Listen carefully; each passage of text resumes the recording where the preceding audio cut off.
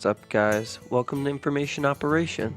I'm Connor Ryan, and we're coming at you from Marquette, Michigan, bringing you your locally sourced ideas, thoughts, and inquiries. Today on the podcast, we feature Jeremiah Johnston. He is the head trail builder and volunteer coordinator for the NTN Trail network here in Marquette County. He is a huge part of this community when it comes to biking, when it comes to hiking. He is the man who organizes, who promotes, who is truly passionate about this landscape and about these trails. So it was a privilege to sit down with him. I hope you enjoy.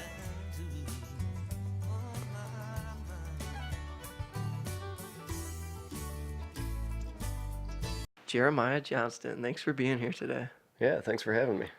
And I really appreciate you coming in to talk about the kind of progress that you've made throughout the season and what 2018 looked like from a biking standpoint. Oh, sure.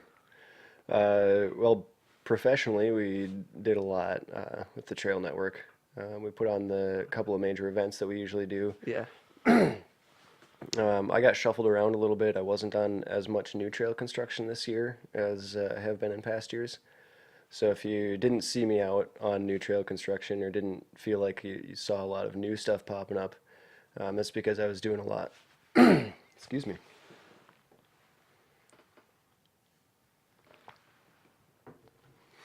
I was doing a lot more maintenance kind of stuff where theoretically, if you never realize I did it, I did my job the best I could. Yeah. Repairs, cleaning things up, stuff that's we've needed to do for a long time, but hasn't been getting done. So my priorities shifted a little bit there. So we saw more things happening with maintenance, but less visible new trail construction. Right. More maintaining the trails that we already have. Yeah, keeping them from becoming giant mud pits. Sure. If you've ridden down Dogger in the fall recently, you may have noticed there were a lot less sand traps than there have been in the past. We Yep. put in some effort into that Yeah. one. Pulled some rocks out of the berm. Some of those were starting to get pretty huge. Mm-hmm. Well, as the dirt wears down. Yeah, Yeah. you lose an incredible amount of dirt off of trails. And once a trail is packed, once it's built and packed and ready to go, the surface stays firm, and we don't lose dirt so much from water as we do from tires. Gotcha. But as the tires loosen up dirt, if you hack a corner and you Sure. slide a little bit, or if you're skidding with your Or brakes, casing. you churn up the dirt a little bit, you break up the structure, and Right. then when it rains, anything that's loose like that washes down. Gotcha. So, So but you- I mean that's just part of the game. We have to do maintenance. So you're working with the NTN mostly on all these trails. Yep, I'm a paid trail builder for the NTN. I guess I would probably call myself more of a trail steward now than a trail Yeah. builder. Yeah. Since we've changed the focus a little. And you're the only one for the NTN. I'm currently, The to the only best of my knowledge, full-time? the only full-time trail builder slash maintainer. That's pretty rad. There's a few other paid employees out there. We've got some seasonal guys doing some work for us this fall, keeping up with some of the maintenance. And we've had Bob Hendrickson doing some work, although he mostly did stuff on the Nordic side. Yeah. But he's recently accepted a new position. Pretty stoked about that for him. He's needed that for a while, and but we're gonna miss him. He did a lot of good work for us. Right on. How did you first get started with the NTN? It was kind of a right place at the right time kind of thing. As everything seems to be, right? Well, we talked before we started a little bit about how Marquette is a place you kind of have to be passionate about or have something that you want to Right. be here for. You can't just Right. kind of coast. An X factor. Yeah, there's got to be something specific keeping you here. Excuse me again. And I was fortunate enough for a while to not have to be doing a full-time gig. I was in a place where I was able to kind of chill out for a couple of months and Right. was doing some part-time work, but pursuing some passion projects a little bit. And because I had some extra free time, not working full-time, when one of the guys at the NTN approached me and said, "Hey, we need this work done, just some seasonal stuff. You want to do that for a few weeks?" I was like, "Yeah, I can do that. I'd Right. probably be doing some of it anyways," and I have Right. been. I've always volunteered helping with the trails. And got through that fall. Same guy asked me again, "Ed, do you want to help with grooming the fat bike trails?" because the guy who had been doing that was starting to do some other things. Sure. Still kind of didn't have anything else going on, and had the time, so like, well, yeah, I can commit to that. And Sure. And this was all volunteer based at first? no, this was on a paid basis because Okay. this was around the time. Well, I wouldn't say around the time necessarily. So Matt Bielek was basically the first incarnation of what I started out doing. Did trail building on a machine in the summer and grooming on a snowmobile in the winter. And when he moved on to do other things, they needed somebody to replace him because the trail network was getting so big that just volunteers weren't necessarily able to keep up with it all the time. Right.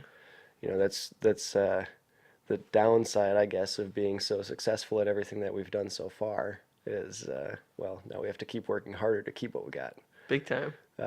which is cool though. Can you explain kind of the progression that you've seen since you started working on the trails to where we're at now with the amount of people, the volume of people that we see out on those trails? Yeah, boy, it's something. And you know, my perspective runs a little longer than that too. I moved here in 2004, so I've been here Okay. 14 years. And it was mountain biking that really kept me here.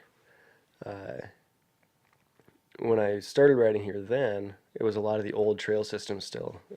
Some of the Converted old, hiking yeah, trails, four-wheeler two tracks, some of the real free ride some stuff. single track, some of the free ride stuff that you kids have heard legends of and Legends, never seen. Yeah, right? there was some North Shore stuff out there that would make insurance people squirm.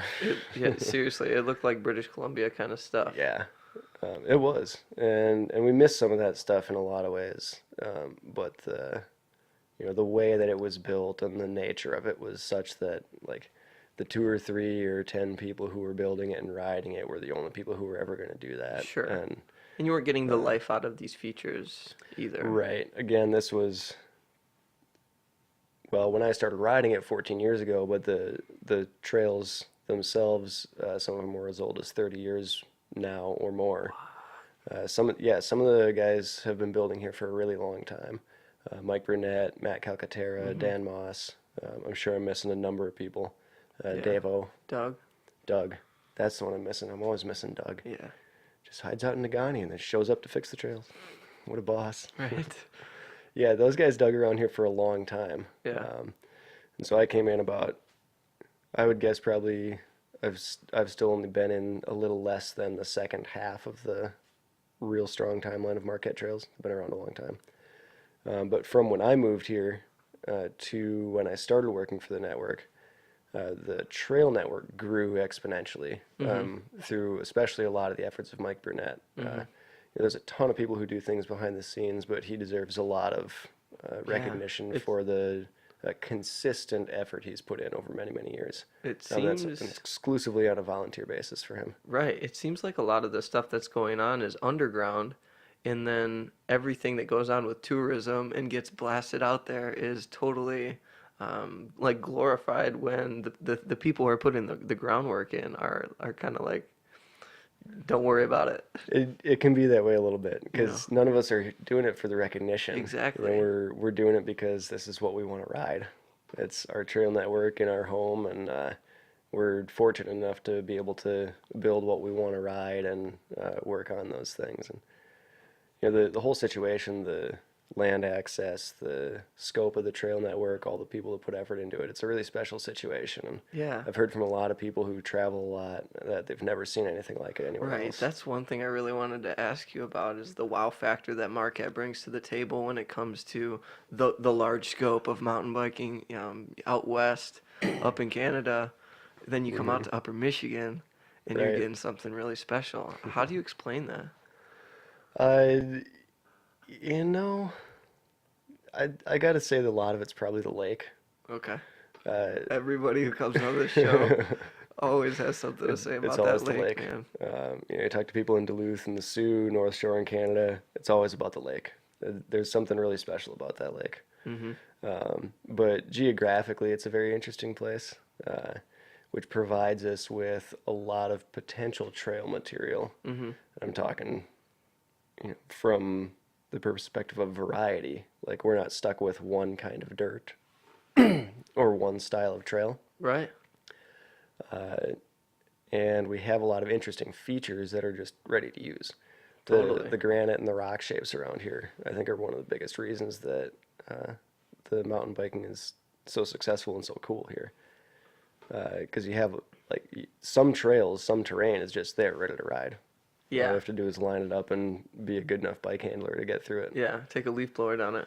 right? Right. So that's part of it, but I think the other thing is, and this is the bigger side of it. Lots of places have good geography, good terrain, good land access. Elevation. Yeah, lots of places have more elevation. That's We're what I not mean. that Right. tall, but we have enough elevation.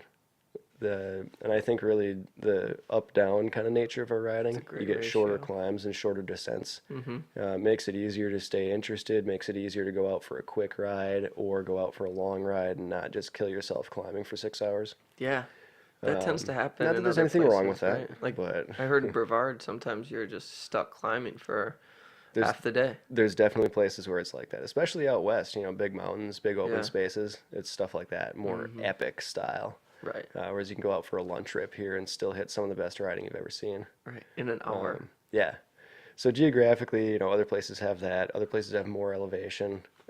But the community here really brings a lot to the table. Not just the mountain biking community, but the community around the town and the Mm-hmm. county as a whole brings a lot to the table that you don't necessarily see other places, especially for somewhere so small. It Right. feels bigger without the downsides of somewhere that feels big, but then it still feels small from the neighborly aspect. And that's really cool. But then the mountain biking community itself is incredibly strong here, Yeah. and it's very welcoming. Right. It's a tight circle You, that welcomes you in. yeah, you don't get a lot of like headbutting and competition, and I'm the fastest guy or the best guy, this or that. Like, there's always going to be a few things like that. But compared to a lot of other places I've been, the scene here is very like, hey, how's it going? Good to see you. Sure. Just out for a fun rip today. Right. So everybody's just enjoying being out in the woods and getting a little movement and a little time away from things. Definitely. And enjoy other people enjoying that as well. So Yeah. that community, I think, brings a lot that you don't necessarily see other places, and that's really what's helped keep it going. Is for now I'm a paid trail builder, and it's not because we need all this work done or because we wouldn't have this without a paid builder. It's Mm-hmm. because there's just too much to do, Mm-hmm. and somebody's got to be out there all the time, and Well, people it's got to make a living, and so yeah. volunteers can only do so much. Exactly. So it's getting to the point where we have almost three networks in themselves. I mean, we have Harlow, we have North, and we have South. Hmm. And there's a lot of variation between the three, and there's probably a lot of different work that needs to be put into There is, yeah. each in its own specific way. Hmm. So, You're exactly right. Each trail network, as you mentioned, we've got the Harlow trails, which are not administered by the NTN. okay. That's DNR land, and volunteers do all the labor out there. I do some work out there. I've helped build some of those as well, and those were my volunteer days. Okay. The BLP area trails, which are administered by the NTN. Right. Those are the nature of those trails, although there are some exceptions. There's some older single track, and there are some more interesting rocky and rooty stuff. But the general nature of those is to be a fairly welcoming. It's like family friendly almost. Yeah, like the trail network you can go to for a really quick ride from your house. Take some beginners out, take the kids out, and know that you're not going to get them in over their heads on anything out Sure. there. Whereas in South Trails, there are places, if you don't know your way around or if you're checking out a trail that you maybe don't know yet, Pretty well marked though. pretty well marked these days. Anything double black diamond, you can identify at the You top can of the definitely trail. identify, and you can keep from, getting yourself in over your head. Mm-hmm. But it's the nature of the whole area is a little less It's more aggressive. groomed and a little more focused on your technical riding rather than Right. just going out and pedaling for a while. Right. I would say that South Trails has less smooth, mindless surfaces Mm-hmm. and more things to challenge you and make Mhm. you consistently think about what you're doing with your bike, like Mhm. kind of keep you engaged. Whereas BLP trails, although they have a lot of that in certain sections, Right. It can be if you need it to be. exactly. Right. If you're But ripping it, yeah, you gotta be on and your it's game. fun either way for sure. I'm But you certainly don't not saying have to it's rip not. it. Right. to hit it. If you want to just go out and cruise, Yeah. get those circles, feel that You got flow, snake and, oil and all just that. hang out for a while. We've got kind of the whole range. Yeah. So, yeah, so we've got those two and the South Trail Network administered by the NTN. And then, you're thinking a little bigger picture, out here in Nagani into Ishpeming is a whole another trail network administered by Hand-built Rambo. madness. All hand-built. Hand-built madness is what I call it. Yeah, it's good stuff. No And doubt. that's where, And it's coming along too. Yep, And it's they're doing lots of stuff. it's getting to be more mainstream. Hmm. People are talking about it. Yeah, it's really cool to see, because it could be easy to overlook an area kind of to the side of where the big focus is. Sure. There's a lot of media attention on the NTN and on Marquette specifically. Between Harlow and South, you get a lot of pink bike, gnarly rider video kind of attention. Right. I don't know if you noticed recently, Andrew Taylor came through town once or twice on his 48 state road trip. He's Yeah. a professional free rider and I've does. seen those trailers parked up at Staybridge, and I'm like, Uh-huh. this doesn't look normal. This is like a Trek sponsored event. Yeah, there was I'm not sure what the Trek guys were doing necessarily, although they have historically tested bikes here. Yeah. Because it's a really close area. It's Wisconsin. relatively close to Waterloo, Right. and it's a place they can go and get a lot of variety, lots of technical riding, really try things out and push bikes and Right. and make sure products are doing what they want. So they've done that before too. But yeah, lots of media attention, and so it can be easy to overlook the trail network next door. But Rambo trails should not be overlooked. Not at all. If you're a fan of technical mountain biking, and if you're a fan of difficult mountain biking, Right, sissy pants. yeah, you'll appreciate what Danny Hill has to offer. Dude, that is so gnarly. It's good stuff. Yeah. And it's nice to, sorry, leaning into the mic. It's really nice to see people committed to bringing hard things to life like Yeah. that. Hand built. Yeah. Right. Yeah. I rolled into sissy pants for the first time blind, and some of those descents were tight, to say the least. Uh-huh. Just It super demands a tight. really good set of technical handling skills. Right. Or a bike that'll let you get away with murder. But you don't want to pedal that stuff on a bike like that. Right.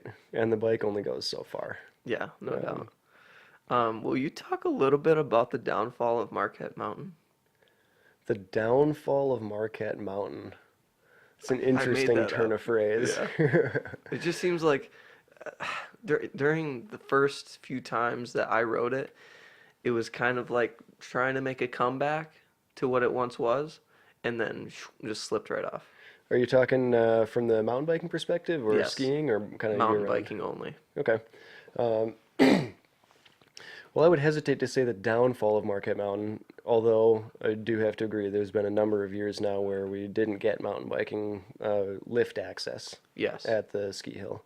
Nor was And that's a circus bummer because built or- historically we've had it, and there was a time, I think you're talking probably over the last 2-3 years, there's been Yeah. some effort, or Two- some perceived effort at least, to bring the bike park back around. Yeah, 2 to 3 years. I remember Circus, original DH, and Hemi have almost been completely out of commission. Yeah, there's a lot of old wooden structures on those trails, really old. They weren't built with green treated lumber, which is what we build all of our features Womanized with stuff. now. The trails on the ski hill are also not officially part of the NTN network. Gotcha. They're on private property, so they are owned by the ski hill.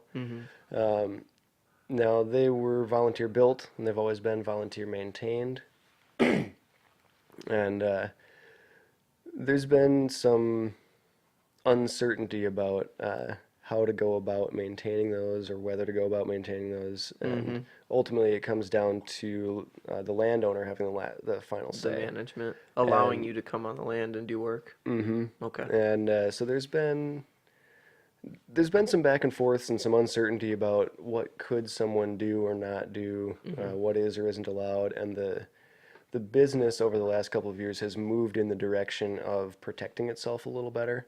the whole county has always kind of felt like the Wild West. Like you can run a lot of sketchy stuff and get away with it. Yeah. And not to say that the mountain ran a lot of sketchy stuff and got away with it necessarily, but that the idea that if something went wrong in a bad Yeah. way, you need to be protected. Right. Maybe more so earlier, but less so now. Yeah, so the mountain was moving in the direction of protecting itself better and not having a liability situation come up, and I can totally respect that. Unfortunately, one of the casualties of that was both that lift access was a less sure thing for bikes, and that we weren't really able to do any work on the trails because of how the interpretations of those decisions were made.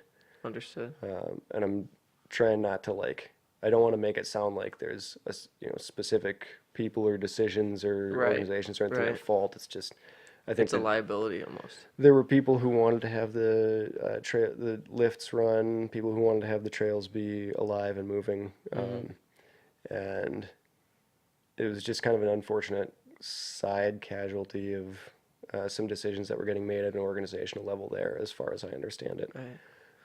And that kind of makes it sound like it's dead and over with, and that's not the case. No, my next If you- question is where do you see that going with Rippling River and all the growth, the commercialism that's going on over there? Well, I can't speak specifically to what may be planned or what could turn out. There's just more attention. You feel something building. There's more attention, yeah, and I've been talking with Frank Millette, the new manager at the ski hill. Okay. He's been making a lot of big changes there for this winter. Yeah, And I anticipate it being a really good winter. I noticed that. I'm also on ski patrol there in the winter, so I'm kind of tied in there a little bit. You got a pretty good gig going. You got trail building in the summer, all summer, full time, and then full time ski patrol.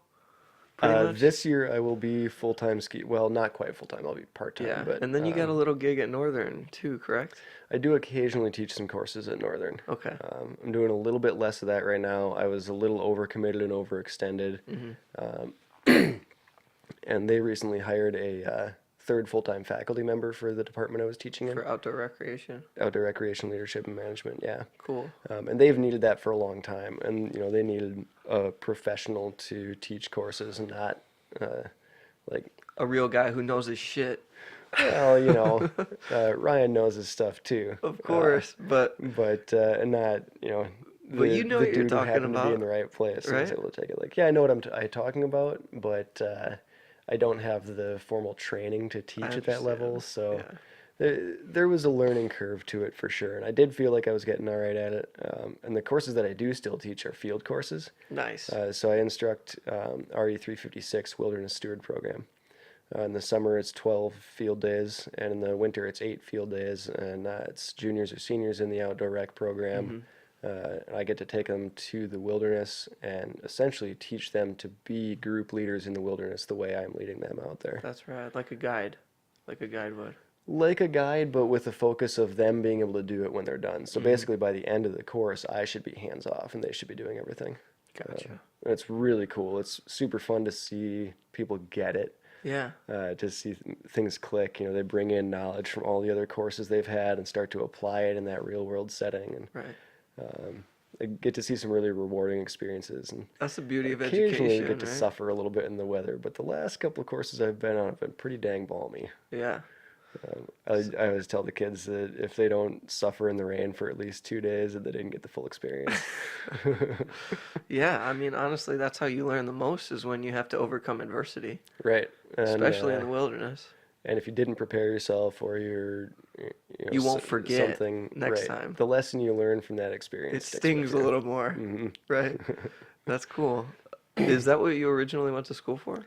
Yeah, I graduated 2007 from Northern with the Outdoor Recreation Leadership and Management degree. Nice. And I graduated shortly before the two women who started the program retired. Dr. Jean Kinnear and Dr. Cheryl Teeters were the two instructors of that program when I went there. Yeah. And they had started it. Cheryl was a student of Paul Petzold. Jean was one of the most outstanding figures in the field of interpretation. Both. So they set the fantastic women. foundation. They built the the foundation, and I was fortunate enough to be kind of right at the end of their careers there, but still graduate before either of them retired. So Yeah. I felt like I got The full experience. the full experience of those two, and I'm really grateful for that. They're amazing women, and they did a lot to shape my view of the profession, my view of the world, and helped me to be a little less of a dirty bum and a little more of a professional sometimes. That's a good way to put it. So you stayed here ever since you left school in Marquette County? I did have a slight detour back to Minnesota. Okay. I'm from Minnesota, north of Duluth originally, Yeah. and there was a brief detour after college. I went to St. Paul for 2 years or so. Worked in a bike shop down there. I kind of went pursuing the potential of another person that I was interested in, and didn't really turn out the way that I thought it might, but it was It was an interesting time. I got to work at a cool bike shop and made a lot of really cool friends. Yeah. I don't regret doing it, but the opportunity came up to move back here and make a pretty reasonable living and have something consistent year round. Sure. And so I hopped on that pretty quick at that Sure. point. That was actually Downwind Sports. I was gonna say that when I first moved here, I think that was the first time I ever met you or saw you was at Downwind. That seems pretty likely, yeah. Although it was moved. sometimes hard to see me at Downwind. I've been here for 5 years I now. was the troll hiding in the attic that Yep. kept me upstairs working on stuff. Well, that's where you belonged, right? Yep. Doing the real work. That's I cool. really enjoyed working there, but I actually quit working at Downwind to go on a month-long climbing trip to Thailand. Wow. Yeah, it was really cool. A really good opportunity. My partner Lex and I went there for a month, and then when we came back, Lex had full-time work lined up. Nice. And we, at that time, I wasn't so overcommitted on projects and things, and our bills were a little smaller. We were in a tiny little house and stuff, so I was able to, like I said earlier, spend a little time not working full-time and pursue some things that I wanted to do. Yeah. And that's what really set me up to fall into all these little bits and pieces that have kind of been cobbled together to form a sustainable life for me Seriously, here. dude, I'm just looking at this like you really pursuing something you're passionate about, and that seems to be the outdoors just as a whole, and finding a way to make money at it is almost just like a cherry on top. It really is. I would never say that I started to pursue any of these jobs as a career or anything like that. Right. It was just something I could do at the time to to both support myself and to give back a little bit. Yeah. And I think that's the big thing I take from it for Marquette in general is like if this is a town that you want to spend time in, you have to be willing to pursue some kind of a passion, maybe at the expense of whatever Being comfortable. full-time in thing quotations. or career or Right. Security. maybe you settle for a little less, but you're more fulfilled, and it's a way to keep you here.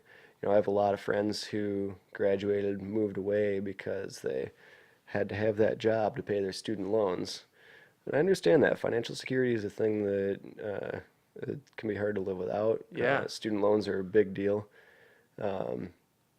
But for across the board, it can be really hard to graduate here and then find a way to both stay here and make a comfortable living. So, like I say, none of these individual things that I do would support me year round, I think, except for maybe the NTN some years.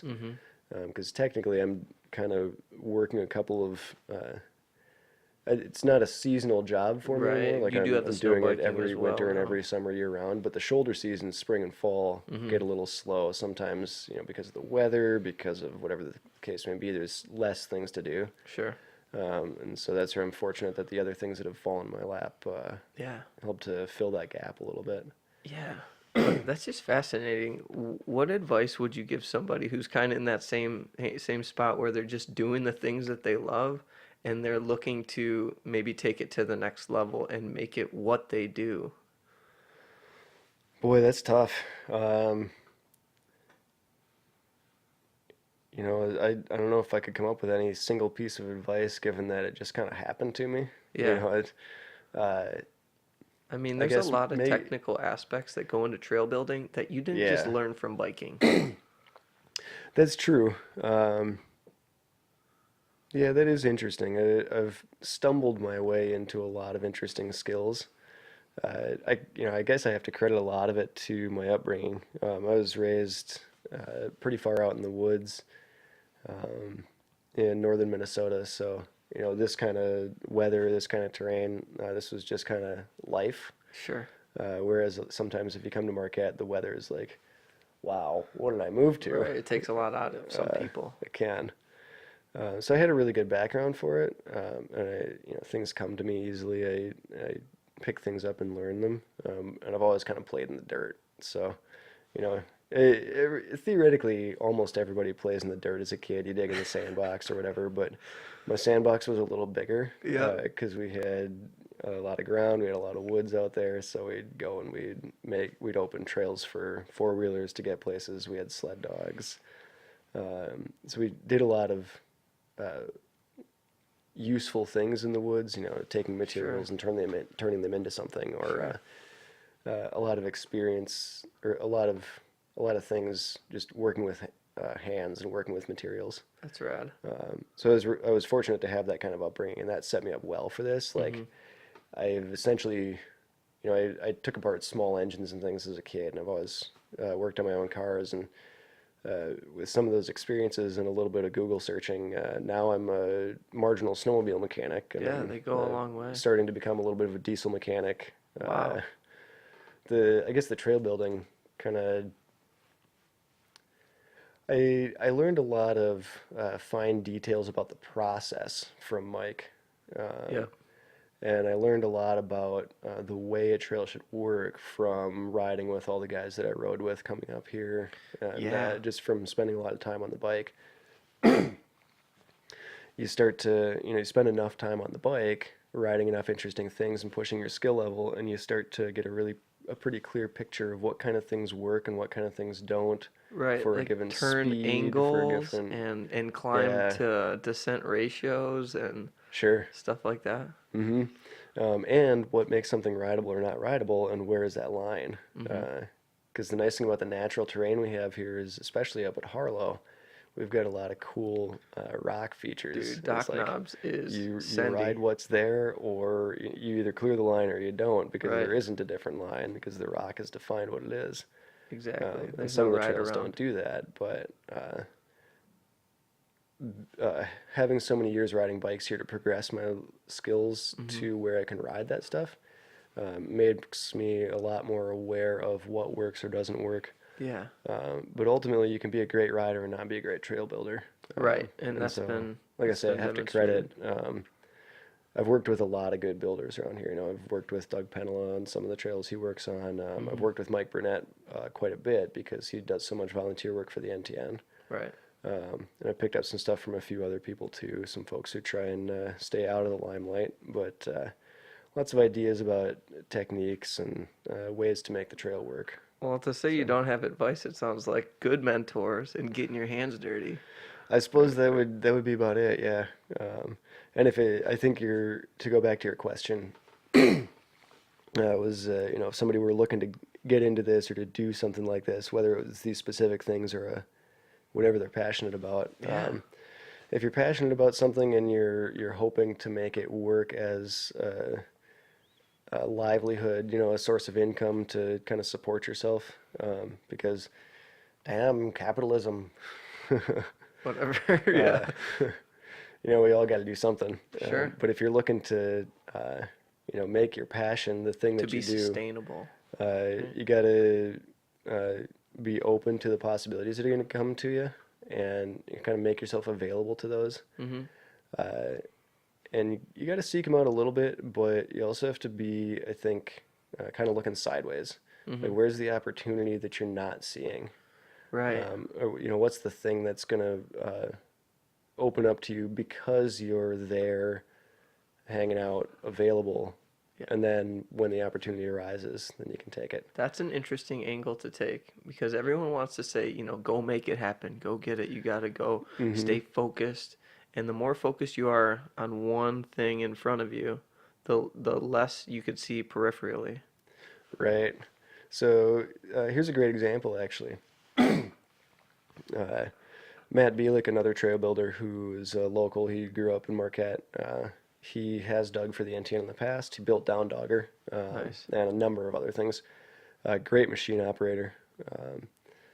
He currently has his own company and is working in other areas, Mm-hmm. places that are contracting out that have raised grants or whatever to say we need this much Right, trail, like all around just the Midwest. construct this.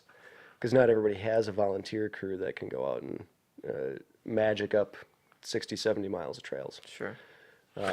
So instead they do it with money. But I think I have a number of friends who are trail builders who came out of Marquette, and it kind of feels to me like they all ended up, everybody started out just wanting to work on the trails here, and it kind of feels to me like some of those folks pursued that trail building career goal with so much vigor that they built for themselves a career path that took them out of Marquette. Yep. So I guess for me, it was more about the sense of place than Yeah. it was about making money hand over fist, Right. which would be nice. I tell you, there's days it'd be nice to get paid better than I do, Sure. But but it sounds like that I kind of make a takes living. the magic out of it as well. I wouldn't say that for everybody. Right. I'm coming to a point where I would say that about me, though. Mhm. It's the place that's really important. And I guess to kind of clarify and go back again to the question, if there's a place that you want to be, or whatever the thing is, that passion, especially if it's place oriented, if that's what you committed to, um, be prepared for some skinny times. Yeah. Be prepared to be patient. Yeah. Be really deliberate about the way you spend your time and what you do to keep yourself there. Because I guess I've said this about Marquette before, but it's the kind of place where if you're patient and if you can hang in there until the opportunity arrives, you're ready to pounce on it, and then you're in the place and you can keep staying here. Yeah. Um, It sounds like just doing what you would naturally do anyway, even if it's not bringing you the income that you will keep you entirely comfortable. You have to be comfortable doing it for mhm. nothing. You'd be doing it Right. anyways. Well, and that's exactly how it happened for me. Several of these things were stuff that I was doing as a volunteer, anyways. And people recognize that. Ski patrol, I've been a volunteer for a couple of years there. Hmm. Most of the patrol at Marquette is volunteer, Wow. which is great because you need a lot of patrollers, and if you're paying all those people, it's really expensive. We're actually really proud of being one of the dwindling number of volunteer patrols in the country. Big time. Across the board, a lot of places are moving towards pro. And that's actually a shift at the mountain this year. They're hiring more professional patrollers this year than they have in the past. Just Is trying to that beneficial? get the coverage during the weekdays is the big time. It's really hard to get volunteers during business Yeah. hours because everybody's trying to make that living, Makes sense. And so it was in the right place to move from volunteer to getting paid for the same thing that I would be doing already. Right. It changes my responsibilities a little bit, changes maybe my schedule and things like that. But again, it comes back to, being committed to being in a place, making yourself part of that community, Mhm. because Jer isn't going to get hired on as a professional ski patroller just out of the blue at, any hill in the universe. But I'm, they know you. they know me, they know that I'm around, that I'm committed to the area, they know that I have ties in the community, they can talk to other people. Hmm. So, as you weave yourself into the fabric of a community, you make yourself more visible and while you're making yourself more visible and making it apparent that you're an asset to that community, people see that and notice that. They see, oh, this guy's not, gonna run off out west chasing a paycheck or whatever. Yeah. It's not Totally. impossible it would happen. There's a lot but, of people that do go that direction though. and when you're in an area and you're committed to it long enough, you start to get tied in, and people Yeah. do notice that, And they like to help that. you find ways to stay because they appreciate you in the community. I don't want to necessarily overstate it and sound like I'm, God's gift to Marquette or anything. It's a beautiful way to put it. But I think you're very wise in speaking the way that you do about it. well, thank you. Yeah. I'd like to talk a little bit more about riding in Marquette when it comes to some of the more gnarly stuff that you can get into. It Ooh, seems, yeah. a lot of it's cross country. That's a given. But the downhill trails have been big at one time and then hidden from the general population and now brought back to the surface with signage. Hmm. And I just want to talk about what kind of mindset it takes to ride some of that stuff. Well, Like things like double Bertha, things like, Cliff Huxtable's drop, the shark fin on Doc Knobs, and some of the stuff over on Hemi, like even all my favorite features. right, that rock roll on Hemi Yeah, and Gypsy's. It's crazy if you ride it fast. That yeah, rock garden on Gypsy is yeah. There's a lot of holes in there. right. So, what kind of mindset do you go into some of those features with? Are you highly analytical thinking, or are you more so in a flow state? Hmm. These days I would say it's a pretty strong flow state situation. Yeah. I've been doing this for a long time. I mentioned I've been riding in Marquette for 14 years. I've actually been riding mountain bikes for, oh boy, I don't know, 18 years, 20 years, something like that. Gnarly. Um, and I come from the era of hardtail everything, crap front forks that don't work, rim brakes, skinny little road Right. style wheels. And now you're on a giant rain. And now I'm on, the most recent carbon fiber Wonder bike. Yeah. The distance that bikes have come is incredible. And Right. it That makes a cannot huge be difference. overstated how much the bike does for you these days. But I think coming from that older time and those crappier bikes, it forced you to have a little bit more of a handling skill set. Totally. Because the bike limited you a lot more than the bike does now, and so you had to overcome the limitations of the bike Yes. with your riding.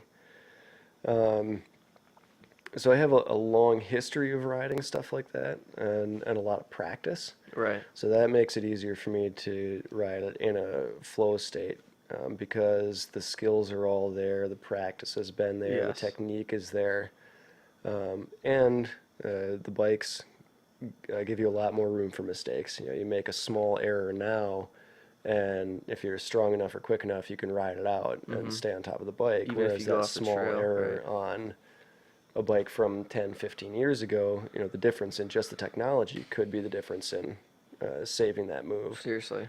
I But remember. I did spend, I didn't start out riding stuff like that. Right. Everybody starts from nothing. Everybody starts from the same place. And for me, it was, when I started mountain biking, it was riding four-wheeler two tracks and cross-country ski trails around Yeah. where I grew up in northern Minnesota. There wasn't what we think of today as mountain biking. That sport didn't exist. Right. The free ride, the downhill. Free ride was Even still enduro. Right. well, geez, I can't even think of when I first heard the word enduro talked about mountain biking. That wasn't even until maybe the late aughts, something like that. So like that was a relatively newer word, but the whole sport of mountain biking, as we perceive it, and as most people who are into it now understand it, the whole sport didn't basically exist. It was wildly different. Definitely. There were a lot of aspects to it. There were people doing bike packing. There were people doing Road biking. free ride stuff. There were people doing trials riding. Yeah. But the sport's come so far. It's, in some ways it's barely recognizable, but in some ways it's the same it's always been. But I just started, riding ski trails, two tracks, whatever there was, and because it's not maintained, groomed mountain bike single track, there's logs down, there's rocks, there's washouts and ruts, Yeah. and so you have to grow your handling skill set to deal with those things, or you're just gonna have a miserable ride, or you're just gonna go ride flat paths forever, which is fine if that's what you're into. Sure. It just wasn't what I was into. I was at the time a teenager, full of adrenaline, and I wanted to go out there I want and to hit some jumps. I want to hit some jumps, man. I wanna hit some All I jumps. wanted was bike jumps Sick when I of was hair, a dude. kid, and I didn't have any jumps anywhere. It You was build them? terrible.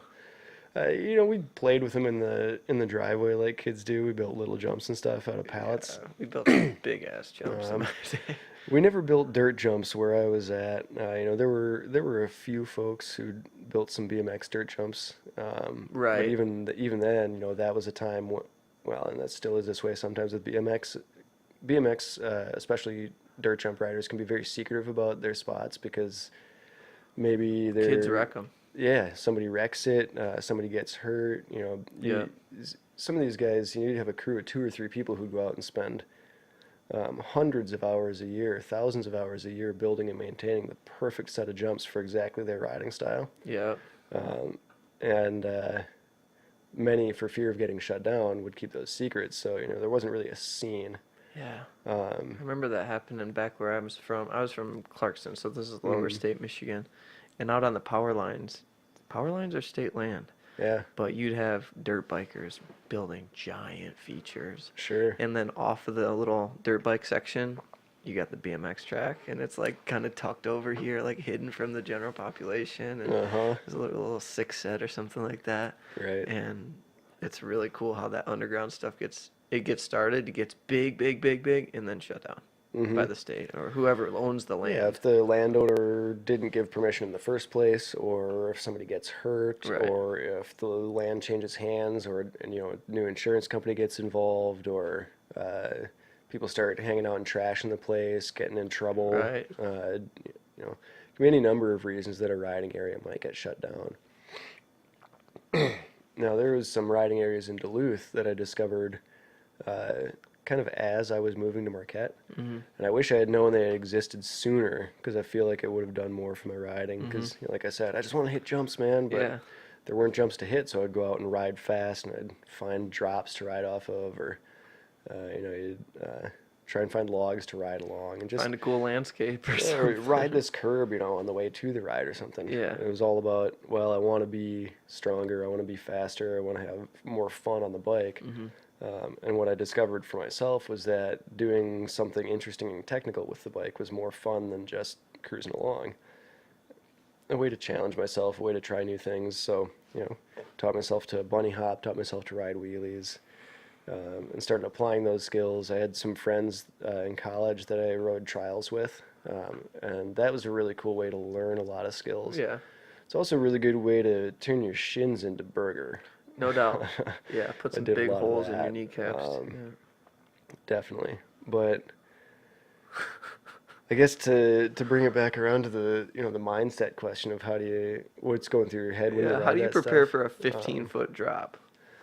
The same way you prepare for a 1 or a 2 foot drop. There you go. But with a little more intention, Yep. and a little more practice. No You fear. don't start out there. You work up to it. You start out with a drop onto grass. Yeah. My first drops were always onto grass, and honestly, my first drops were drops to flat. Yeah. But it's just an extension of another basic skill. Yeah. And so you bring to mind, you keep in your mind all the skills that you've learned, all the things that you've done previously, and know going in exactly what movements you need to do with your body, exactly how the bike will respond because you've done that kind of thing before on something smaller. Yep. Ultimately, hitting a 15-foot drop is just lean back just a little bit, compress into the bike enough so that for whatever given speed you're going, fast or slow, you keep your front tire from diving until your rear tire comes off, whatever you're dropping Right. off of. If you just ride straight off it without any input into the bike, your front tire dives and you go over the bars. That's no good. So on a bigger drop, it's just a little more deliberate movement and a little bigger movement. Yeah. And of course, the bigger the drop is, the firmer you have to be in your grip, and the stronger you have to be to push back against the impact of the landing. Yeah. At the Because right you have to time. hold your head and your upper body from slamming into the bike when you hit the ground. Exactly. Because your suspension takes up some of the force, but your body's still got a lot of force behind it coming down. Big time. So it's just an outgrowth of the smaller things you've done before. Right. And it seems like hitting jumps too, you have to have the proper speed. So learning how to hit berms is super effective in being able to clear all the features on a trail and knowing the trail in general. Yeah, for sure. You look at Hardtail Pride and Doug's back Yeah. nine. You try to go down that blind, I mean, good luck. Well, a adequate rider could ride that trail blind for sure. they would have better success if they jumped in behind somebody who had ridden it before for a speed check. Sure. We do that a lot. I say, hey, tow me in. You've hit this feature. I haven't hit it, because we can talk a lot about how fast to go. Yeah. And ultimately, speed is relative to riding style. I have a couple of great examples from my riding history of the difference between riders who like to go fast, racer style, and not pop very hard off of something. Right. Because the faster you go, the less input into the Pull up bike, the you less need. pull up you need to clear a gap. See, yeah, I launch them. I launch every single gap. Right. So some riders go really fast and don't get as much air, but kind of scrub over gaps. Yeah. And some riders go really slow, pop hard, and get lots of air time. And so the speed is very different for those two styles of riding. Yeah. I have a couple of pretty good stories of following friends into features or having friends follow me into features, and we didn't communicate necessarily very clearly about whose speed we were riding. Yeah.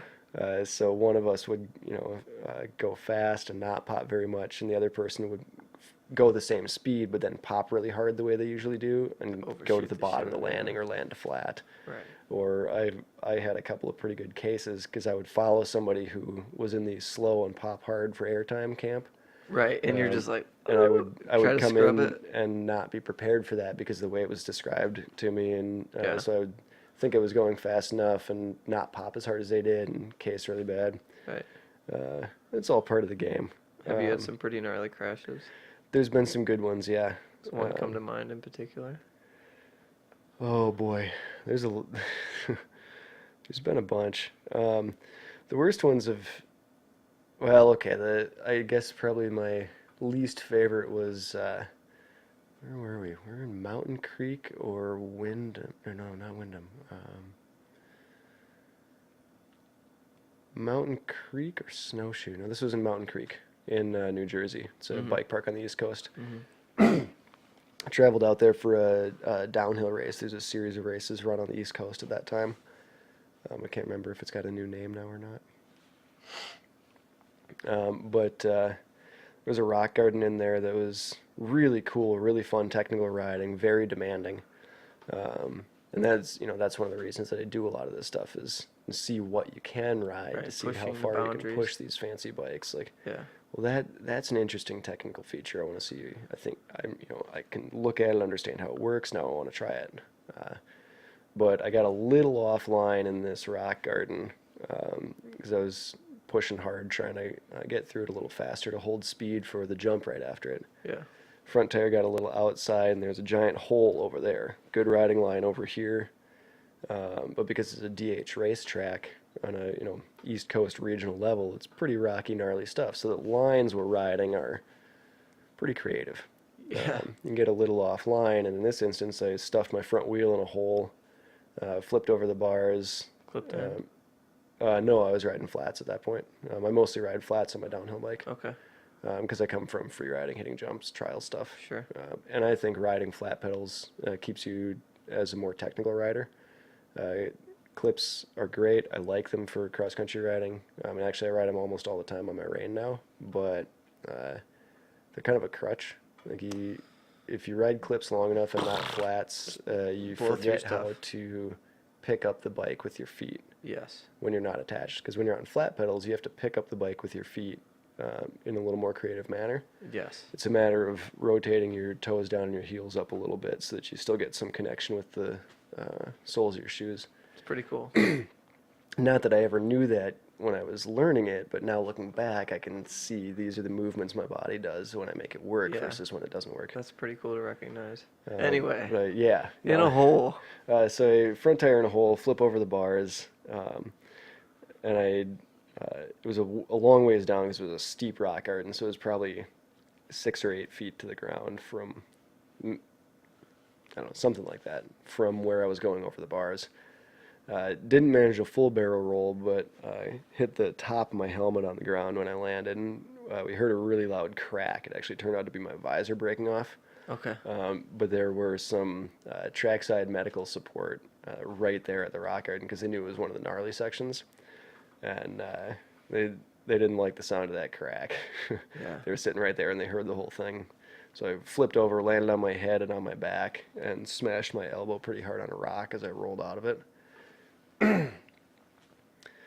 I it wasn't a crash that like took me off the bike or really took my season apart. Like I've blown up ankles several times and were out for weeks or months Yeah. getting healthy, Yeah. and I still have ankle issues from in both feet from bike crashes. So this one didn't take me out that way, but it really shook me confidence-wise. Yeah, it's Like it kind of scared me because it was my first potential head or spine injury. The medic staff did a great job checking me out. Making sure that we didn't have anything to worry about yeah. there. That's the one that does get in your head though. Mm-hmm. I'm the same way. I've felt a lot of pains and little aches from elbows or shoulders, hitting a Mm-hmm. shoulder on the trees or, taking an ankle, landing without your bike and stuff like that. Yeah. But going over the handlebars on Man Pants in Copper Harbor was my Oof. first onto my Uh, back, That's a bad spot to do that. onto On the sheer rock. rocks. Yeah. And That's rough.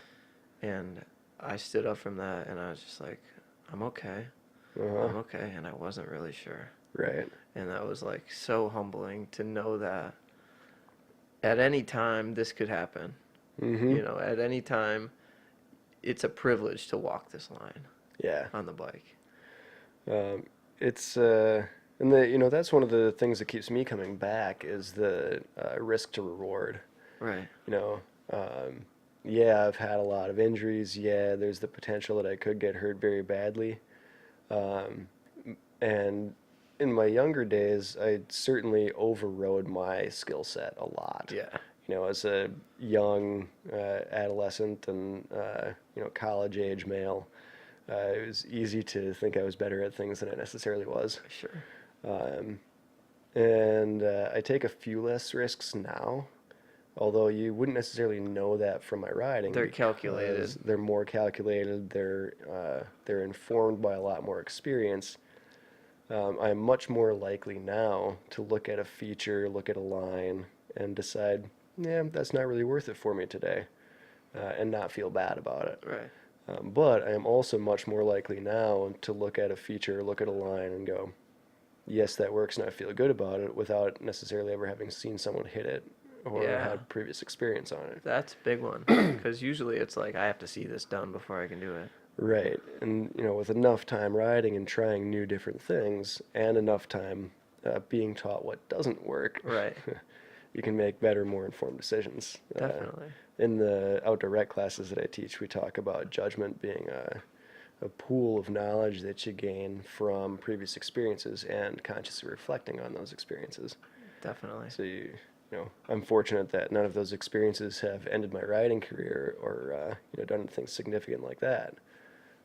So I have those to feed off of and keep my riding where it is, which is really good for me because going out and riding any of those interesting technical trails or features that we have in town kind of on any given day on a regular trail ride is one of my favorite things about living here and about being able to do the things I do. Like I can just go for a ride and hit some really cool, interesting technical stuff that still forces me to be really present and really focused on the bike. Engaged in the moment.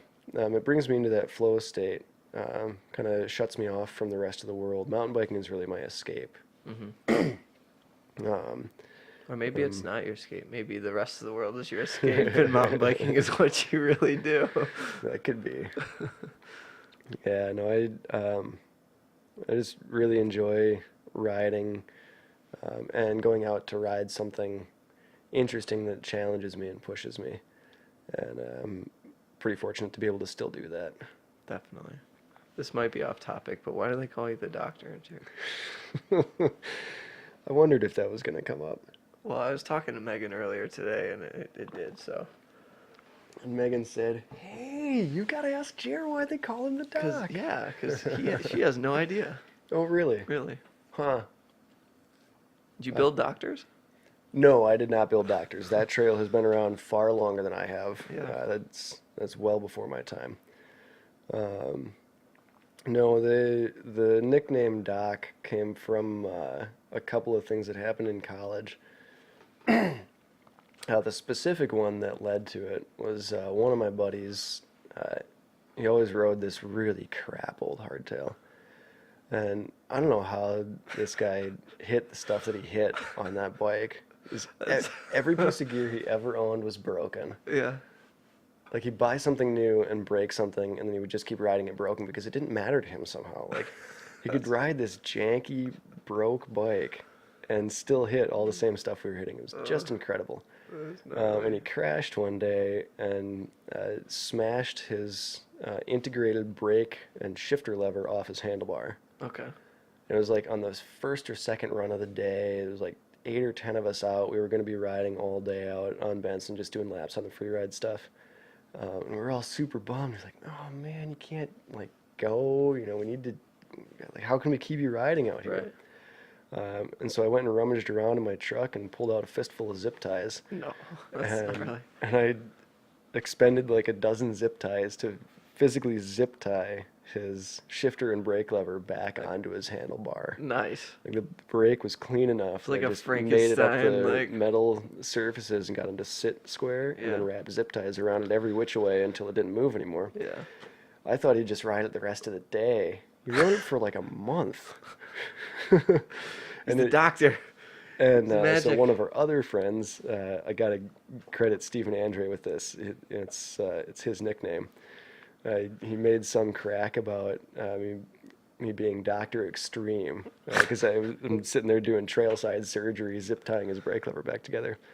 So Stephen called me Dr. Extreme there, and the joke carried on later, became that, oh, Jared's got a PhD in NAR. That's That actually became my email address, so that grew out of the same story. But that's where Doc came from. Was oh, look at Dr. Extreme over here, zip tying this brake lever up so we can keep riding. that's gnarly. That's where the name came from. Right on. I think it's kind of fun. At the time, this was Years ago. 10 years ago, 12 years ago, maybe. Yeah. You think nothing of it. You're like, okay, somebody said something funny, whatever. It's never gonna stick. But Right. somehow it's still around all these years later. They keep And, calling me Doc. Not your email. Yeah, Right. maybe that's part of it. I don't know. That's funny. Kind of to wrap things up, what would you say the macro level goal of the NTN South Trails, North Trails? Where is everything heading? What progress do you see to come in the future? Well, let's see. We've got a number of goals of kind of things we want to finish. As I'm sure you're aware, Yellow Loop is kind of an ever-evolving project. Seriously. We do have an end goal in mind. We've had a line drawn on the map, mentally at least, Yeah. for probably 15 years for where Yellow Loop would go. And we're making progress on it again. I finished a big section of it that Matt Bielek did the initial work on earlier this year. And we've got Travis Bellman out there working on it right now. Actually, I don't know if he's still out there or not. I haven't seen him in a few weeks, so his contract may be done. He may have finished out there.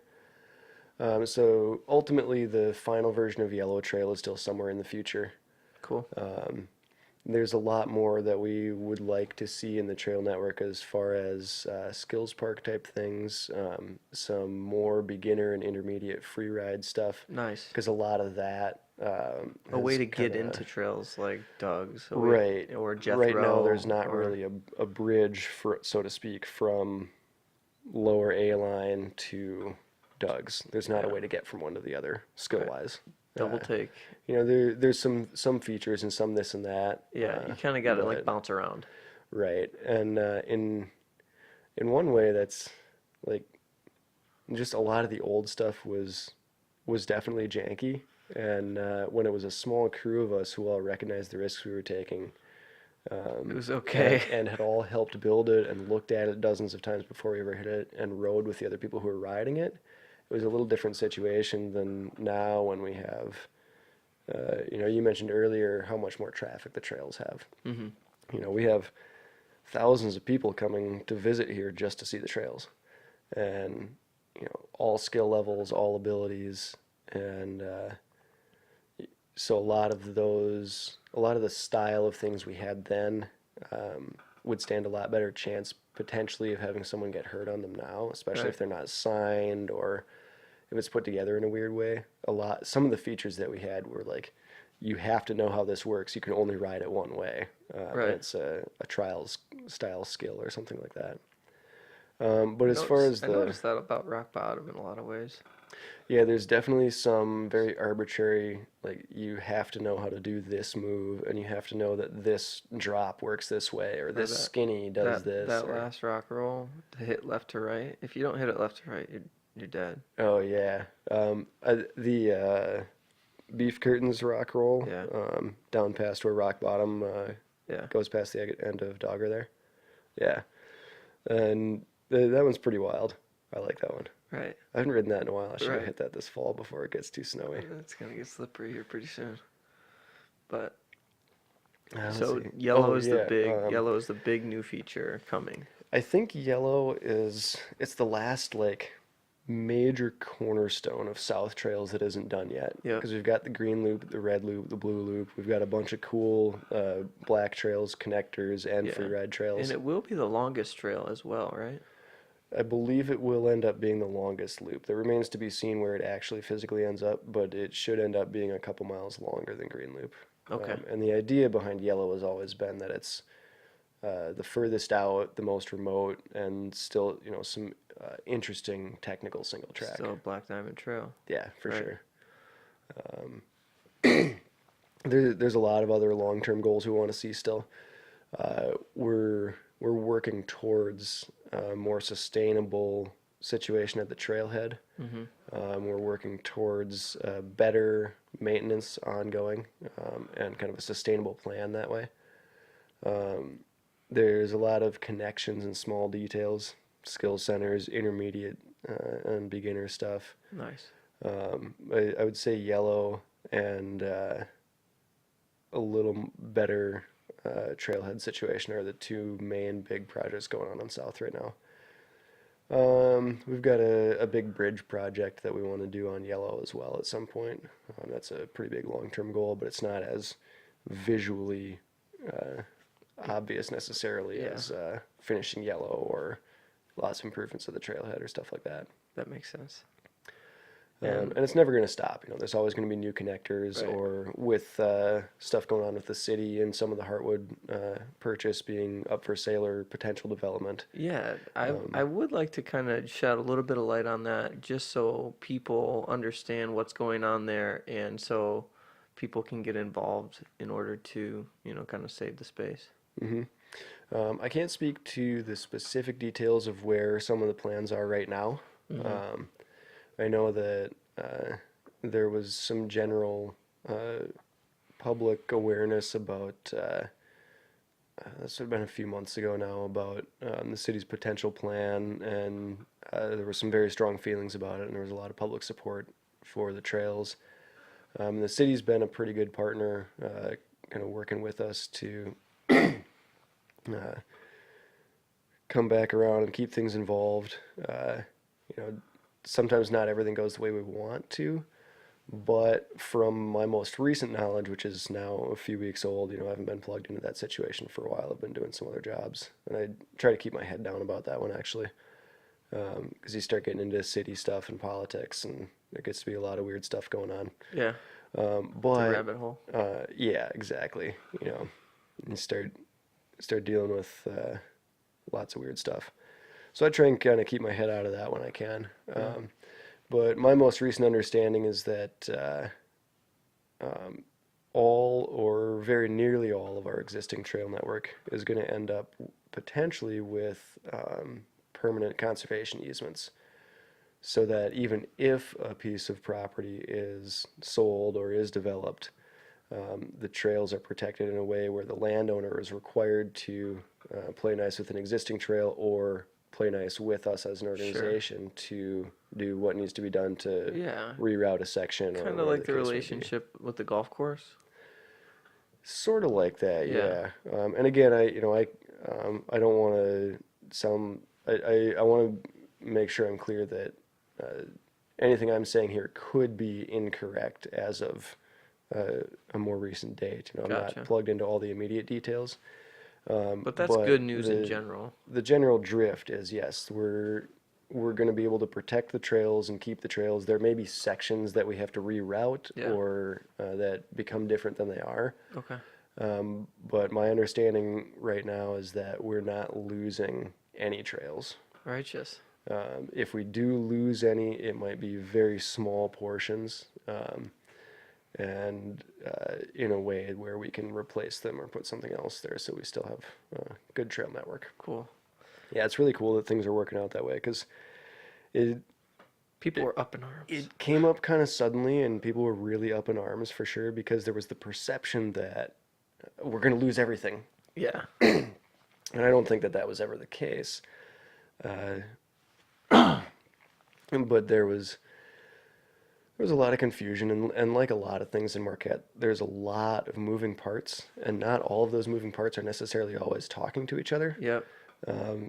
And some things can change suddenly. So sometimes things get misinterpreted or somebody who needs to be well informed about a specific thing doesn't have all the information they need to make a decision or something like that. Sure. Again, not to say I'm pointing at anything specific, just kind of the general trend of there's a lot of moving parts and a lot going on. Yeah. And And you probably run into some of that when you run these races too, as well.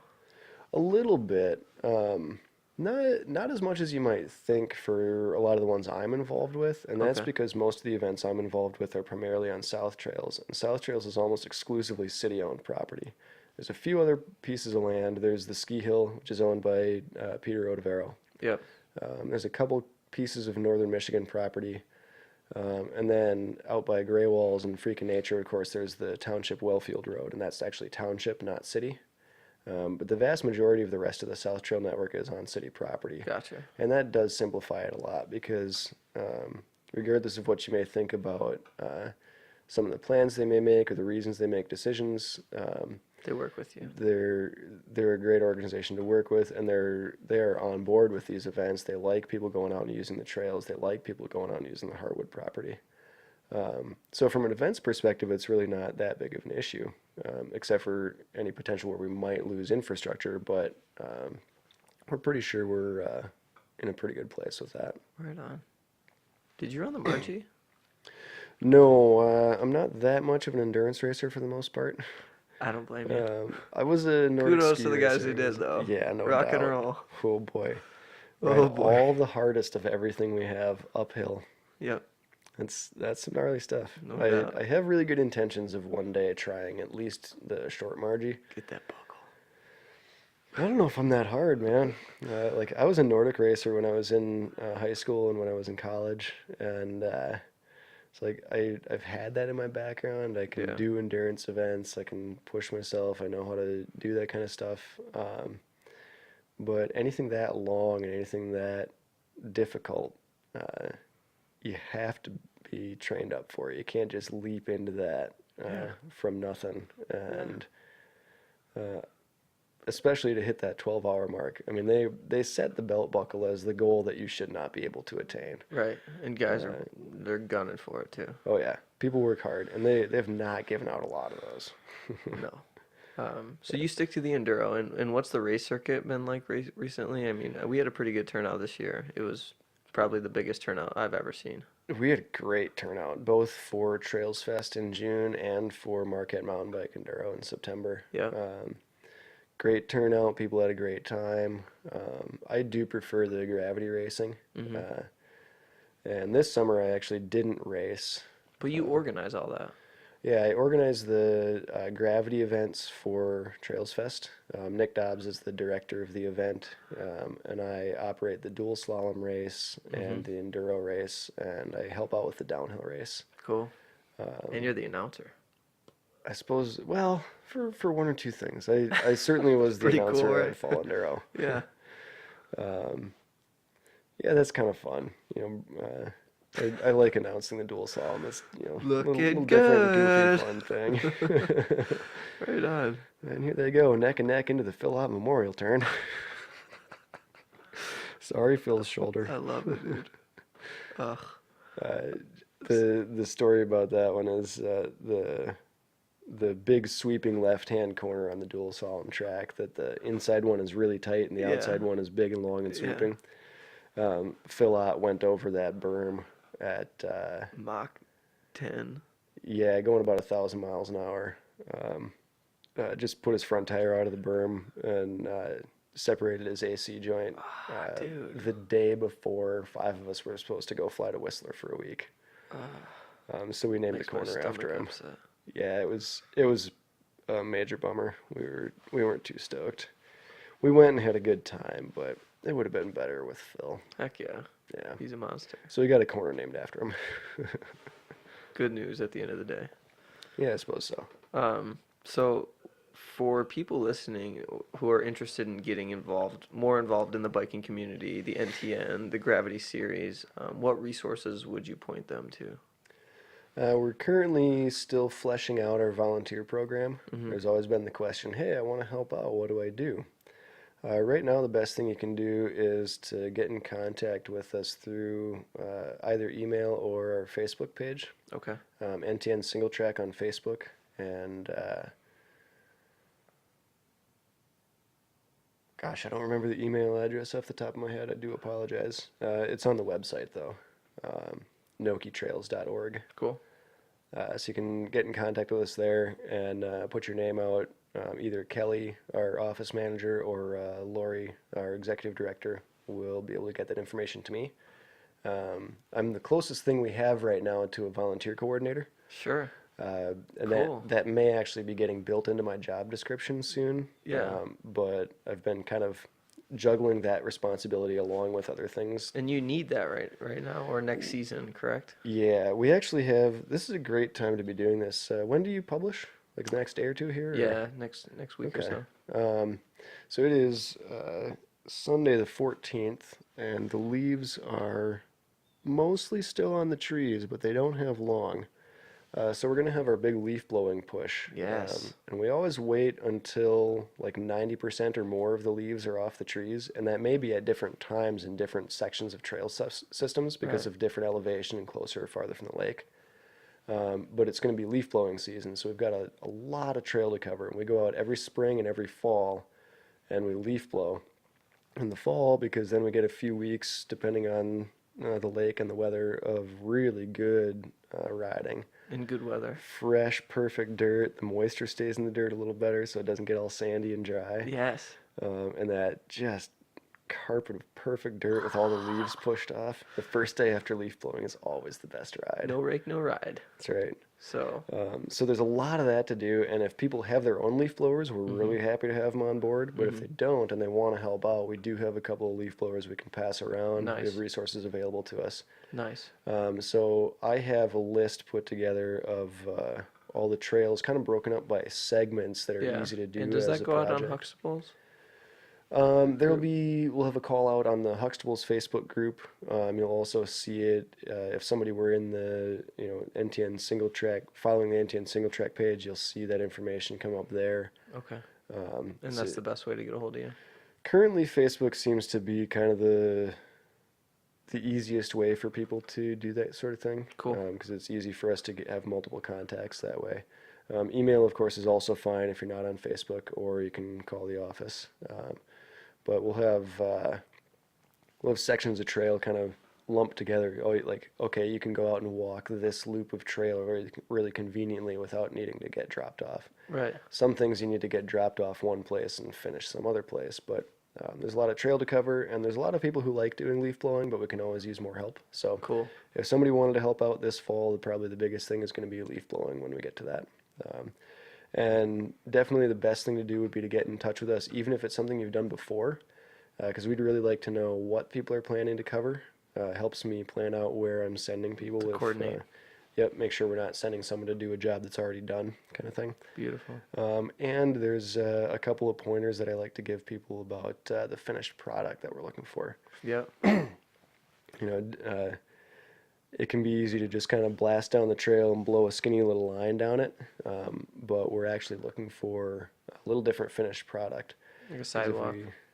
I like to say that we don't want to leaf blow the trail, we want to leaf blow the trail corridor, because the trail itself also has features like drains that need to function. And they plug up with sticks, they plug up with leaves, and then the water doesn't drain off the trail, and that's when we start to get maintenance issues. Gotcha. So that's actually one of the most important things about leaf blowing. When I go out, I'll leaf blow left to right across the trail, as much as a foot past the edge of the trail on either side. In addition to pushing things back so that water drains easier, this gives you better sight lines. So you can be more creative with your riding lines because you can see what's there in front of you. Definitely. A trail that grows up really thick and is stacked up with sticks and leaves only leaves you that skinny little corridor. And then in a lot of places, you have to ride the same exact tire line that everybody else is riding. Right. And that's not necessarily bad. Like there's places where that really skinny single track is a fun experience. But especially on the more technical trails, one of the things that keeps me coming back is the creativity. I can ride different lines. I can go, well, I want to put my tires over this route today. I want to ride this interesting piece of rock today. And leaf blowing wide helps us keep those lines visual. Right on. So nice wide corridor along the entire trail, and like really, really good attention to any kind of low spot. If there's any spot in the trail that's low down that looks like it could be trapping water or that water can run down into it from the rest of the trail, it's probably a drain. Blast it off to the side so the water can leave the people trail. could just listen to this podcast before they go out their leaf blowers and they'd be all right. They'd be set to go. All right. Well, if you listen to the podcast and you go out to leaf blow, you know what you need to do now. Just tell us what you're doing, and it'd be great. That's awesome. But yeah, then comes, that's probably going to be the big push this fall. Oh, you know what? I should mention the Gorgeous Project. I'm working with Matt Calcaterra, one of the original builders of the Gorgeous Trail. Yeah. There's a pretty fair section near the bottom that has some water issues, and we're going to be doing some rock work in there this fall. Very cool. So we'll be looking for some volunteers to help out. That mudded out section. Yep. And it's always been an issue because there's just the way water moves through that hillside is really goofy. Yeah, getting back So down to the river. if people wanted to do dirt work to help out with something, we'll be looking for bodies to help out with that project. I don't have the dates nailed down yet. Cool.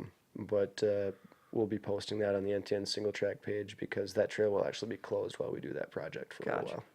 Well, beauty. And then come spring, we'll just be expanding this. We'll be trying to get more people involved, doing more things.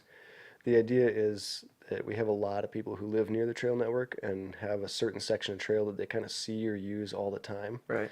And those eyes on the ground are the best way for us to get reports of issues, and they're the best people to fix the little things before they become big things. Clearing drains, leaf blowing, reporting washouts before they become catastrophic. Right on. Those are really the things we're looking for, because that frees up paid man hours to go out and work on those problems or to work on other projects rather than to create new doing things. Little basic maintenance stuff. Yeah. That makes a lot of sense. And I love doing that stuff too. Anything for the trails is good, but if the money the organization is putting into me can be spent on a more significant project that not just anybody could necessarily go out and do on a whim, to me that seems like a better use of the organization's time and money. I would agree. And thus mine. So the idea is to give away the basic stuff so that I can keep working on the big weird stuff Heck yeah. and just get more people involved. Yeah. Because everybody wants to help out, but it's hard to know what to do or when to do it. But it's all coming. So we're growing that program. Just keep an eye on NTN single track page there, and it's the NTN Dirt Ninjas. So cool. Become a dirt ninja. Rock and roll. Yeah. And you've been able to shed a ton of light on the trail system and the outdoors, and really appreciate you coming in today, dude. Yeah, for sure. Thanks It for was having awesome. me. No worries. Never a hardship for me to ramble about the trails and about how cool this town is. Well, I can tell. And how cool this community is. Yeah, you got a lot of passion for what you're doing, so we appreciate it. Yeah, thank you very much. Until next time, guys, ride the waves, dude.